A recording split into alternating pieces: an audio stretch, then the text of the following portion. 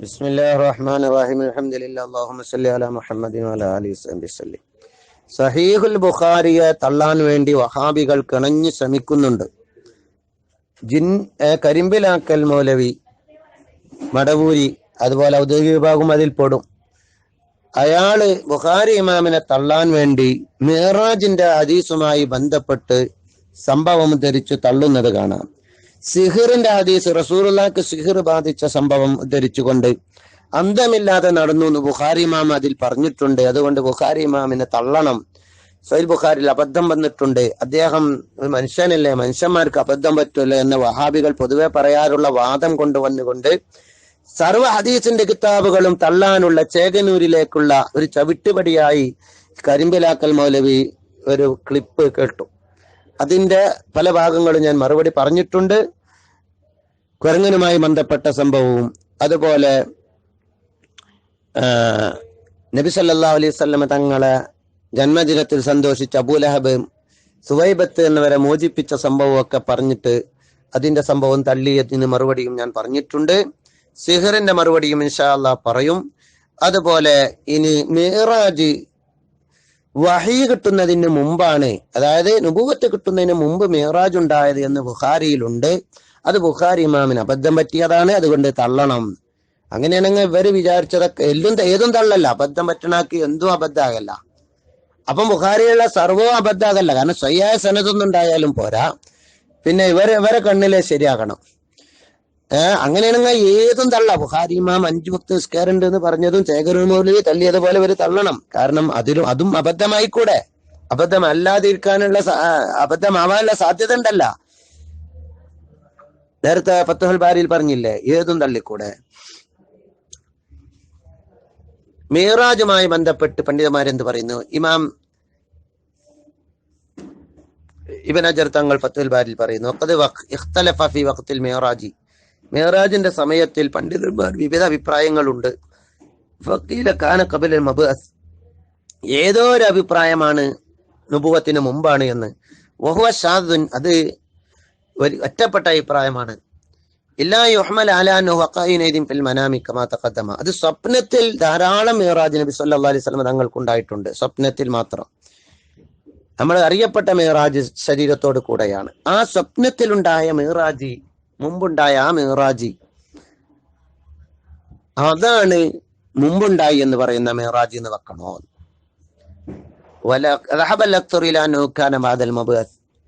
നുബുവത്തിന് ശേഷം ഉണ്ടായി എന്നാണ് ധാരാളം പണ്ഡിതന്മാരും പറഞ്ഞത്.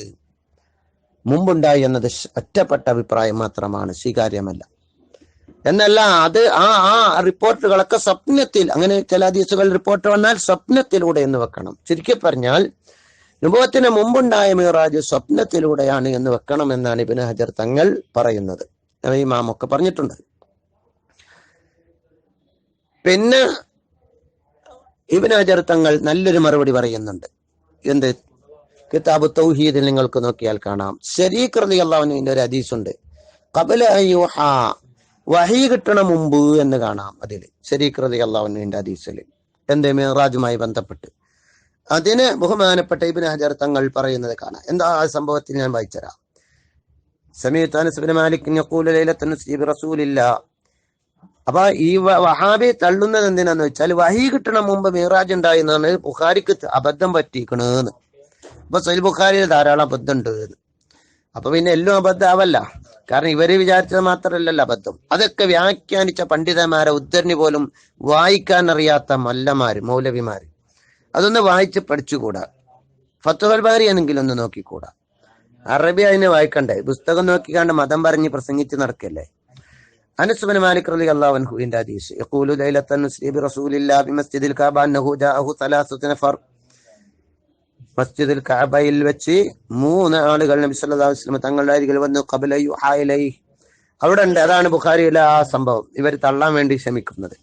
വഹി കിട്ടണ മുമ്പ് 3 ആളുകൾ വന്നു, അതായത് നുബുവത്തിന്റെ മുമ്പ്. വഹുവ നായിമുൻ ഫിൽ മസ്ജിദിൽ ഹറാം, നബി തങ്ങൾ ഉറങ്ങുമ്പോഴാ വന്നത്. പിന്നെ വന്ന ഫഖാല അവ്വലുഹും അയ്യുഹും ഹുവ ഫഖാല വസതുഹും ഹുവ ഖൈറുഹും, അവരിൽ ഒരാൾ പറഞ്ഞു അത് ആരാണ്? അപ്പോൾ പറഞ്ഞു ഇത് ഉത്തമരായ നബിയാണ്. അങ്ങോട്ടും ഇങ്ങോട്ടും അവർ തമ്മിൽ സംസാരിച്ചു. അഖ്റുഹും ഖുദു ഖൈറഹും ഫകാത്തിൽ കല്ലൈല ഫലം റഹും, അങ്ങനെ ആ രാത്രി അങ്ങനെ ഉണ്ടായി. പിന്നെ ആ മലക്കുകളെ നബി തങ്ങളന്ന് കണ്ടില്ല. ഹത്താ ലൈലത്തൻ ഉഖറ, പിന്നെ ഒരു രാത്രി വന്നു, അതിനാണ് മിഅ്റാജ് ഉണ്ടായത് എന്ന് പറഞ്ഞുകൊണ്ട് മിഅ്റാജിന്റെ സംഭവം വിശാലമായി പറയുന്നുണ്ട്. ഇവിടെ പിന്നെ വന്ന രാത്രി എന്ന് പറഞ്ഞപ്പോ വഹാബികൾ മനസ്സിലാക്കിയത് പിറ്റേന്ന് രാത്രി എന്നാ.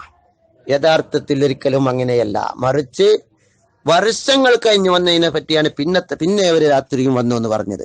അപ്പൊ വഹി കിട്ടണ മുമ്പ് 3 മലക്കുകൾ വന്ന സംഭവമാണ് ബഹുമാനപ്പെട്ട ഇമാം ബുഖാരി റളിയല്ലാഹു അൻഹു അവിടെ കൊണ്ടുവരുന്നത്, നുബുവത്തിന് മുമ്പ്. പിന്നെ നുബുവത്തൊക്കെ കിട്ടിയിട്ട് പിന്നെയും മലക്കുകൾ വന്ന് മിഅ്റാജ്, യഥാർത്ഥ മിഅ്റാജ് ഉണ്ടായി. അതിനെ സംബന്ധിച്ച് ഇബ്നു ഹജർ തങ്ങൾ പറഞ്ഞ ഉദ്ധരണി ഞാൻ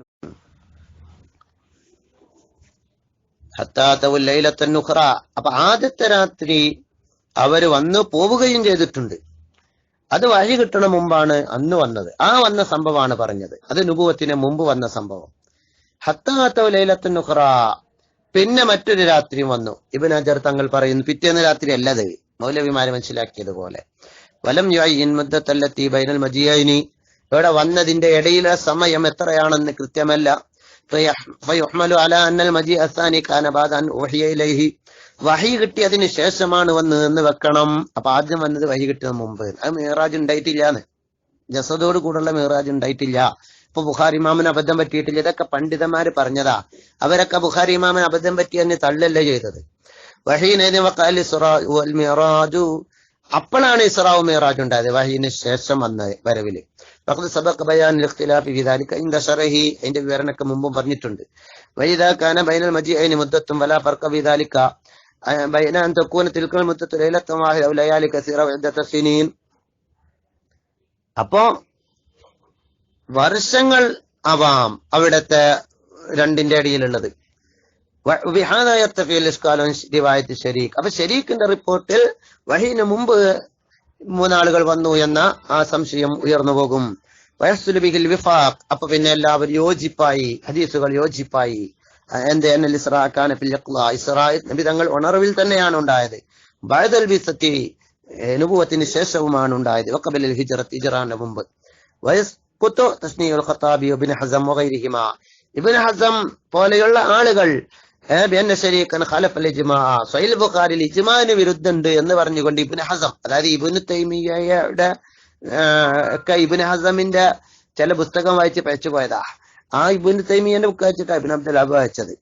അപ്പൊ ഇബ്നു ഹസം ധാരാളം അബദ്ധങ്ങൾ പറ്റിയതാണെന്ന് പണ്ഡിതന്മാർ പറഞ്ഞത്. ദാഹിരി ആയിരുന്നു, ദാഹിരി ബിദ്അത്തുകാരനായിരുന്നു അയാള്. പണ്ഡിതന്മാർ മുഴുവനും അയാളെ പറ്റി ധാരാളം സംസാരിച്ചിട്ടുണ്ട്. ഇപ്പൊ നേരല്ല. എന്താണ് ശരിയൊക്കെ ഇജ്മാന് വിരുദ്ധ എന്ന് പറഞ്ഞത് ശരിയല്ല.